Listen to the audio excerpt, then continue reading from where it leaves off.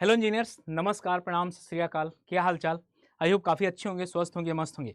देखो यहाँ पर आप पीछे थंबनेल देख पा रहे होंगे, SSC JEE 2025 complete preparation strategy. अभी से जान लो इसका मतलब क्या सर। अगर मैं इसका मतलब आपको बताऊं कि इसका मतलब क्या है, कि बहुत ऐसे बच्चे हैं, न्यू लर्नर हैं, या जो इस बार फिर से स्टार्ट करना चाहते हैं। अभी आपका एग्जाम मैं मानता हूं कि 7-8 महीने हैं, लेकिन अभी से अच्छा टाइम आपके पास कभी भी नहीं होगा। मुझे ऐसा लगता है ये वीडियो आप लोगों के लिए बहुत हेल्पफुल होगी। सारी चीज़ें जान लेना जो बच्चे एसएससी जेईई 2025 को टारगेट कर रहे हैं। तो स्टार्ट करते हैं यार, वीडियो स्टार्टिंग से लेकर लास्ट तक जरूर देखिएगा, क्योंकि आपके लिए हेल्पफुल होगा। आगे बढ़ते हैं। आगे बढ़ने के पहले सबसे पहले हमें एक चीज़ जान लेना चाहिए कि किस तरीके से क्या आपके सब्जेक्ट में क्या क्या है, कैसे पढ़ना है, और क्या स्ट्रेटजी रखें जिसके वजह से 2025 जो है, जो सीपीडब्ल्यूडी का हमारा सपना है ना, वो पूरा हो सके सर। तो चलिए बात करते हैं। सबसे पहले आपको बता दूं कि यहाँ पर जो पेपर 1 और पेपर 2 होगा, 2 पेपर होंगे सर। ये तो मैक्सिमम लोगों को पता ही होगा, और दोनों ऑब्जेक्टिव होंगे, ये भी आपको पता होना चाहिए। और जो पहले पेपर में है ना, ये आपका रीजनिंग आएगा, जनरल अवेयरनेस आएगा, जनरल इंजीनियरिंग। जनरल इंजीनियरिंग में ऐसा नहीं, आप जैसे सिविल और स्ट्रक्चर, सिविल और स्ट्रक्चरल को सिविल इंजीनियरिंग बोला जाता है, ठीक ना। यहाँ मैकेनिकल और इलेक्ट्रिकल ये हो गया। आगे पार्ट 2 में अगर देखा जाए, जो सब्जेक्ट आने वाले हैं सिविल से होंगे तो केवल सिविल का पेपर आएगा 100 क्वेश्चन, मैकेनिकल इलेक्ट्रिकल साइमल्टेनियसली। आगे देखा जाए कि यहाँ पर जो रीजनिंग आपकी आने वाली है 50 की, जनरल अवेयरनेस 50 का, और ये आपका टेक्निकल जो आने वाला है 100 मार्क्स का या 100 क्वेश्चन, यहाँ पर भी 100 क्वेश्चन आएंगे सर। यहाँ पर अगर बात किया जाए और आपसे बात करते हैं किस तरीके से अभी से आपको पढ़ना है, क्योंकि आपको पूरी पूरी स्ट्रेटजी अभी से ही आपको, क्योंकि बाद में क्या होता है ना, मैं रियलिटी बताऊं, जो अभी आप लोगों के पास, अभी आपके पास मौका है, बाद में क्या होता है, बाद में हमारे पास सर टाइम ही नहीं बचता। और फिर ये होता है कि सर कॉन्सेप्ट पढ़ें, फिर तो हम ये बच्चों को ये वीडियो बनाकर बता रहे होते हैं कि कौन से सब्जेक्ट पढ़ें और कौन से सब्जेक्ट छोड़ दें।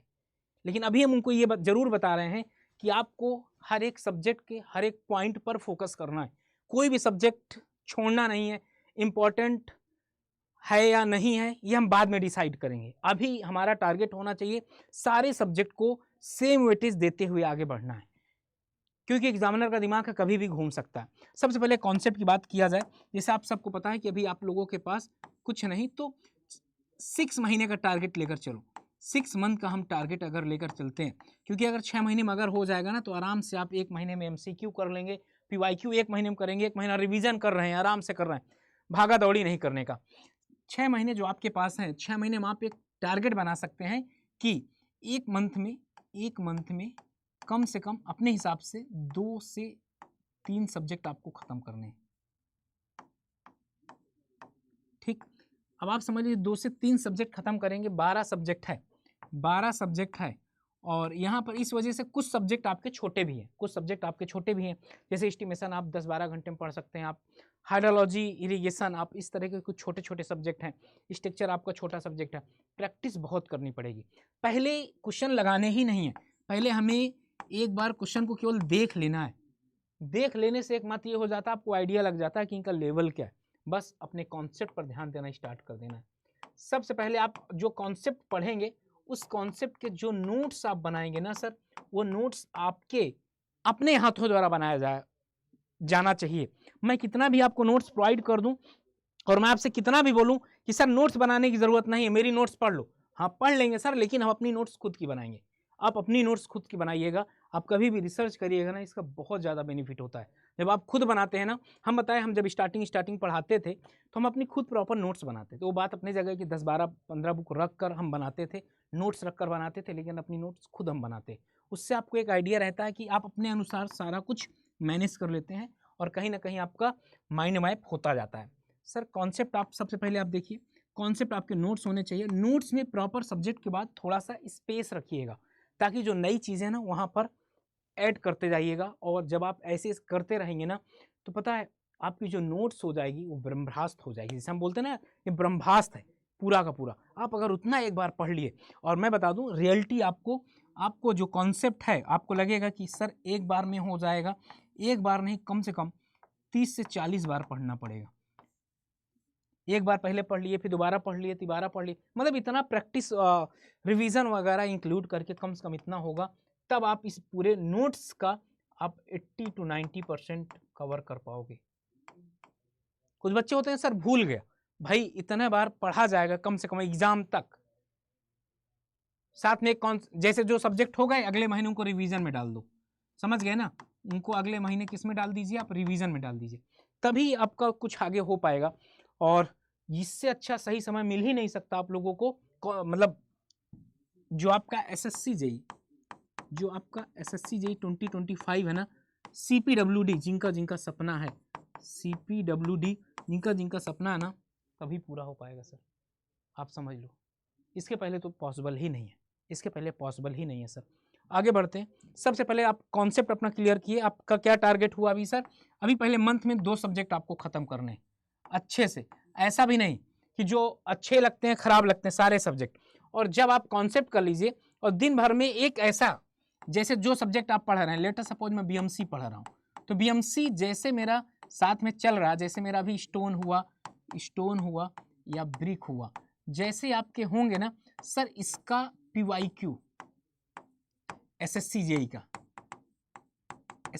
पीवाईक्यू इसका कर लेंगे, इसका क्या कर लेंगे, एसएससी जेई का पीवाईक्यू इसका कर लेंगे सर। आपका कॉन्फिडेंस और बढ़ जाएगा और ये होगा कि सर अभी आपने ये सब्जेक्ट पढ़े हैं, इसका तुरंत पीवाईक्यू, और पीवाईक्यू में जो नई चीज़ें मिल रही हैं उनको यहाँ पर ऐड करेंगे इस तरीके से। फिर इसके बाद जब एमसीक्यू लगाएंगे, एमसीक्यू बाद में लगाएंगे, ठीक ना, जब सारा पूरा सब्जेक्ट हो चुके, जैसे बीएमसी हो चुका उसके बाद एमसीक्यू। ज़्यादा नहीं यार, 30-30 मिनट देना है आपको, केवल 30-30 मिनट देना है। देखो बहुत इंपॉर्टेंट चीज़ें हैं ये, मतलब आपको ऐसा ये होगा कि यार करना है आपको, समझ गए ना, क्या है करना है आपको। तो जब आप सोच लेंगे करना है तो हो जाएगा। और अभी से आराम से मैं कहता हूँ कि अभी आप जो कर रहे हैं करिए, 3 से 4 घंटे बस देना है आपको। ये तो बात रही अभी तक पूरा टेक्निकल की। अब बात करते हैं नॉन टेक्निकल की। नॉन टेक्निकल एक बहुत ही कंसर्निंग पॉइंट होता है हम लोगों का, और ये होता है कि सर इसमें से बन नहीं रहे क्वेश्चन, क्या नहीं हो रहे।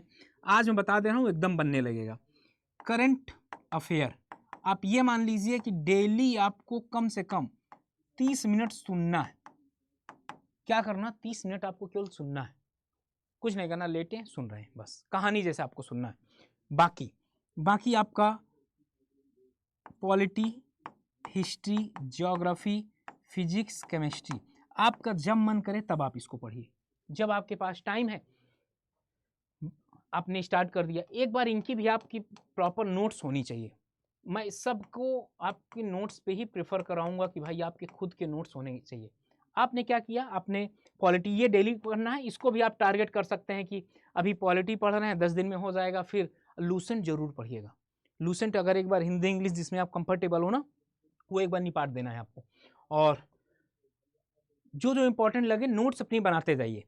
और जिनको यकीन ना हो कि सर नोट्स क्यों बनाए, बहुत मेहनत करनी पड़ती है, आजकल मार्केट में बहुत कुछ मिल रहा है, आप एक बार दोनों के कंपैरिजन देख लीजिएगा, ठीक ना, आप ये कर लीजिएगा। और रीजनिंग के बारे में अगर आपसे बोलूँ मैं, क्या अगर आपसे मैं रीजनिंग के बारे में बोलूँ तो सर रीजनिंग भी आप एक काम कर सकते हैं रीजनिंग के बारे में, कि रीजनिंग हफ्ते में एक दिन, हफ्ते में संडे रख लीजिए, हर संडे को 2 घंटे लगाना, हर संडे को 2 घंटे लगाना। अब यहाँ पर आप एक बार जरूर देख सकते हैं ये सारा कुछ, ओके। और ये तो आपकी बात रही पूरी, कॉन्सेप्ट भी हो गया। कॉन्सेप्ट के बाद मैं आपको एक चीज़ बता देता हूँ, कॉन्सेप्ट के बाद मैं आपको एक चीज़ बता दूँ कि सर यहाँ पर आप लोगों के लिए ना अब किस तरीके से क्या करना है बता देता हूँ। कि आपको कोर्स जैसा भी आप मतलब एसएससी जेई 2025 को टारगेट कर रहे हैं ना, एसएससी जेई जैसे यहाँ पर क्लिक करेंगे, ये आराम 1.0 है और एसएससी जेई हिंदी है, ये 2025 के लिए आराम इसीलिए नाम रखा गया है। आप जैसे जाएंगे ना, यहाँ क्लिक करेंगे तो कूपन कोड अगर है मन तो लगा लीजिएगा, Y5 से बनाएंगे, जैसे आप लगाओगे 2089 रुपये का पड़ने वाला है। और जितनी जल्दी आप इनरोल कर लोगे ना, उतना आसान हो जाएगा, उतना आपको मज़ा आ जाएगी। और यहाँ पर सारा कुछ मिलेगा, मैं बता दूँ, लाइव बैचेस पूरा मिलेगा, आराम से डेप्थ में पढ़ाते हुए। टेस्ट सीरीज़ भी आपको फ्री ऑफ कॉस्ट मिलने वाला है, टेस्ट ऑफ सीरीज़ भी आपको फ्री ऑफ कॉस्ट मिलने वाला है, ठीक ना। ये सारा कुछ आप कर सकते हैं। सर आगे अगर बताया जाए, 184 मॉक टेस्ट है, ऑनलाइन क्लासेज हैं। यहाँ पर आपका पूरा सिलेबस फाउंडेशन के तरीके होगा, यहाँ पर पूरा सिलेबस क्या होगा, फाउंडेशन के तरीके से होगा, ओके। और यहाँ एग्जाम पैटर्न, स्टडी प्लान यहाँ आप देख सकते हैं, ये पूरा टेक का जैसे स्टडी प्लान है ना, ये आपकी टेक चल रही है सबका, प्रमोद सर का, रजत सर का, आरके सर का, सब कुछ यहाँ पर एकदम फुली एकदम क्लियर होगा कि कब खत्म होगा। मार्च, अब ये समझ लो 29 मार्च 30 मार्च तक आपका खुद ही जा रहा, 3-4 महीने इस पर लग ही जाएंगे। अप्रैल भी जा रहा कुछ लोगों का। तो आप के पास ये सबसे अच्छा होना चाहिए कि आप ये जाकर इनरोल कर लीजिए अभी। और एक चीज़ बता दें, और अगर किसी बात की कोई भी समस्या आती ना, ये वाला नंबर आप ना, ये नंबर है, आप इस पर कॉल कर सकते हैं कभी भी, किसी भी समय आप ये नंबर पे कॉल कर सकते हैं कि सर इस पे हम क्या कर सकते हैं। 1 मिनट रुकिएगा सर, बस 1 मिनट और लगेगा। इस नंबर पे आप कॉल कर सकते हैं और अपने एक्सपर्ट से बात कर सकते हैं, उनसे गाइडेंस ले सकते हैं। तो इसी के साथ मैं समाप्त करना चाहूँगा। आई होप आपको वीडियो काफ़ी अच्छी लगी होगी, तो सेशन को लाइक करिएगा और चैनल को सब्सक्राइब करना मत भूलिएगा, और गलती मत करिएगा, अभी से तैयारी एकदम लग जाओ। चलो bye bye, love you, thank you and Jai Hind मेरे प्यारे साथियों।